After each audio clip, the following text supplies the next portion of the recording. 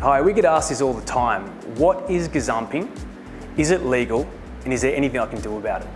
Well, the short answer is gazumping is entirely legal. Gazumping is the process whereby you've had an offer, an acceptance, verbally agreed on a purchase of a property, and you may have even signed your half of the contract. You may have even put down a deposit that's gone into the real estate agent's trust account. You then get an awful phone call from an estate agent saying, I'm really sorry about this, but the vendor has decided to go with someone else, they've exchanged contracts and the property's not going to go to you.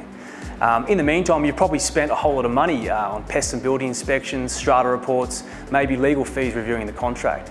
It's a really painful experience, but it is entirely legal. Of course, the opposite is worth talking about as well, but it's very rare in a bull market, and that's gazundering. That's where a buyer actually pulls out of the transaction prior to a full exchange of contracts.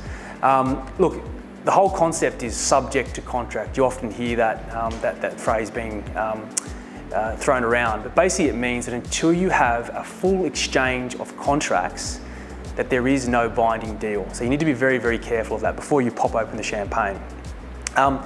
So as I said, it's definitely legal. Is it ethical? Look, I'd say most people would think it's probably not. Having said that, the real estate agents only have one obligation really, and that is to their clients, the vendors, and they need to get the maximum price possible. And sometimes, in their views, that means that maybe they need to go out and ensure they have as many ready, willing, and able buyers to transact as possible. So it depends how you look at it. Is there anything you can do about it? We get asked this all the time. Well, there might be. My advice for any buyer who doesn't want to get gazumped is to be very firm with a real estate agent. If you go in there, present a signed contract and give them a 10% deposit check and just wait for the vendor's signature to come in, you're probably going to be in quite a bit of trouble. My suggestion is instead going with very firm instructions and say, this is my offer. It is my best and final offer. I'd even maybe talk about another property down the road that you're interested in, or an auction coming up this Saturday you need to prepare for if you don't have this transaction locked down.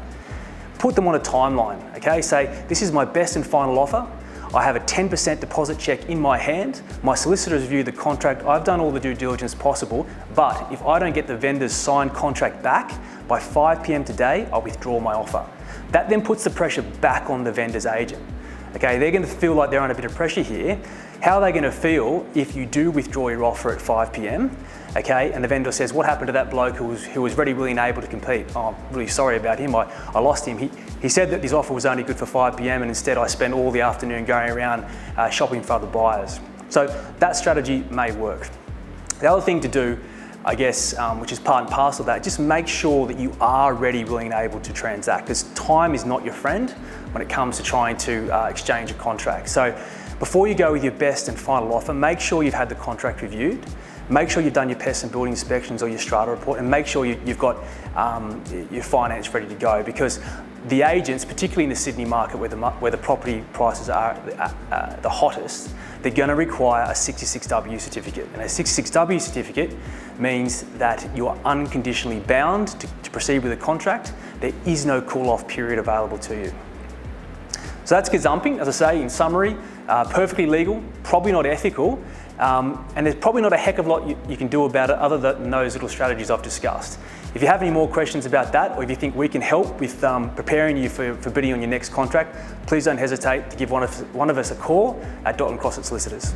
Thanks.